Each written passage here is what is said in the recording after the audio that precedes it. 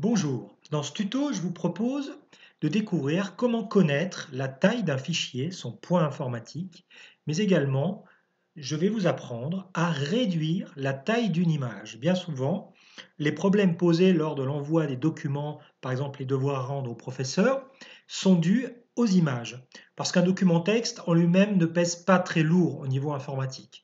Ce sont les vidéos et les images qui ont toujours des poids informatiques importants. Alors dans un premier temps, comment connaître le poids informatique d'un fichier informatique? Donc je vais ouvrir un dossier dans lequel j'ai enregistré différents types de fichiers et nous allons voir quelles sont leurs tailles respectives. Voilà, 4 fichiers ont été enregistrés, une image. Comment je sais que c'est une image? Déjà elle apparaît, mais également son extension qui est ici PNG qui définit bien un format d'image. Nous avons également une vidéo. Même principe, ici l'extension MP4 m'indique qu'il s'agit d'une vidéo. Le petit icône également m'indique que c'est une vidéo, ça ressemble effectivement à un film de vidéo de l'ancien temps.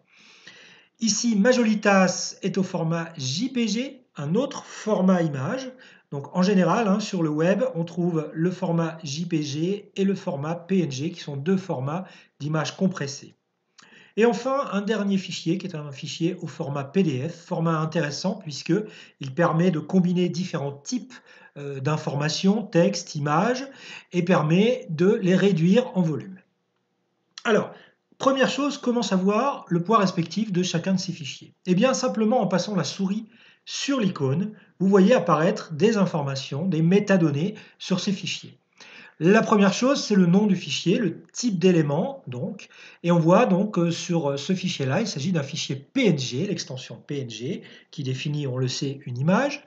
Nous avons ses dimensions, puisque c'est une image, les dimensions sont données en pixels, en points. Donc cette image fait 160 pixels sur 66 pixels. Ce sont des dimensions faibles. Et enfin, sa taille, son poids informatique, ici, 13,4 kilooctets. 13,4 kilooctets, c'est relativement petit. Donc tout va bien avec cette image. La vidéo suivante, fichier MP4, nous voyons que son poids, lui, est nettement plus important puisque c'est 121 mégaoctets. Ça, c'est le type de fichier qui ne passera pas dans Pronote si vous voulez le rendre à vos professeurs. Et enfin, je vois la durée de cette vidéo qui est de plus d'1 heure. Voyons l'image suivante, Majolitas, donc c'est un fichier JPG, on voit que ses dimensions sont importantes, 6000 pixels par 3978 pixels, et sa taille 2,82 mégaoctets, taille qui dépasse le poids maximum utilisable dans Pronote, donc il va falloir qu'on s'intéresse à cette image ultérieurement. Et enfin le dernier fichier, le fichier PDF, qui lui a un poids de 139 kilooctets, donc 0,1 mégaoctets. Donc tout va bien pour lui. Si je dois le rendre à mon professeur, ça ira très bien. Donc nous voyons que la vidéo, c'est inimaginable d'envoyer ce type de fichier dans Pronote. Une vidéo, c'est trop lourd. Donc deux solutions. Soit nous la postons sur un site d'hébergeur de vidéos tel que YouTube, et ensuite nous donnons le lien au professeur. Soit, il n'y a pas de solution avec Pronote. Nous ne pouvons pas envoyer des vidéos de cette dimension-là. L'image, nous allons régler le problème de l'image. Cette image fait 2,82 mégaoctets, donc ça dépasse les 2 mégaoctets autorisés par Pronote. Eh bien, nous allons voir comment réduire le poids de cette image. Et pour ça, nous allons utiliser un logiciel que tous les ordinateurs possèdent, le logiciel Paint. Donc nous allons lancer Paint, soit vous le recherchez ici en tapant son nom dans la barre de recherche, et à ce moment-là, Windows vous le propose, soit vous le retrouvez en allant chercher directement dans vos fichiers.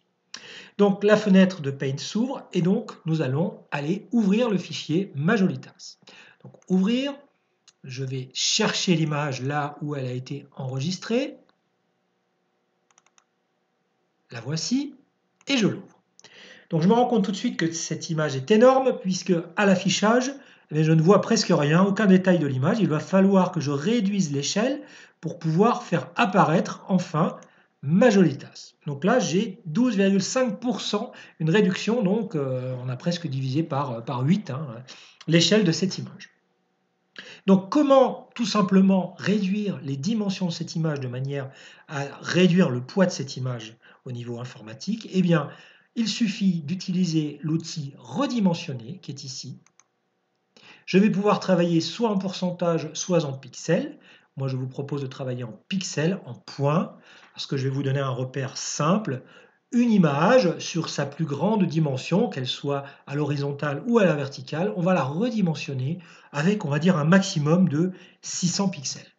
Automatiquement, l'autre dimension s'adapte de manière proportionnelle, puisqu'ici, nous avons conservé les proportions. Il ne me reste plus qu'à valider. Je vois tout de suite que la taille de mon image diminue. Je vais pouvoir demander un affichage, cette fois-ci, à 100%. Donc là, toute mon image est affichée à l'échelle 1. Et je n'oublie pas d'enregistrer. Alors, je vais renommer mon image pour avoir une copie de cette image. Je ne vais pas supprimer le fichier initial, donc je vais l'appeler Majolitas redimensionné. Voilà. Et je vais aller vérifier maintenant le poids de cette nouvelle image. Donc, je peux fermer Paint. Je vois ici Majolitas redimensionné avec pour poids 82,3 kilooctets, ce qui fait 0,08 mégaoctets. Je vous rappelle que l'image initiale faisait plus de 2 mégaoctets. Donc voilà comment réduire simplement la taille d'une image grâce à un logiciel utile installé sur tous les ordinateurs qui s'appelle Paint.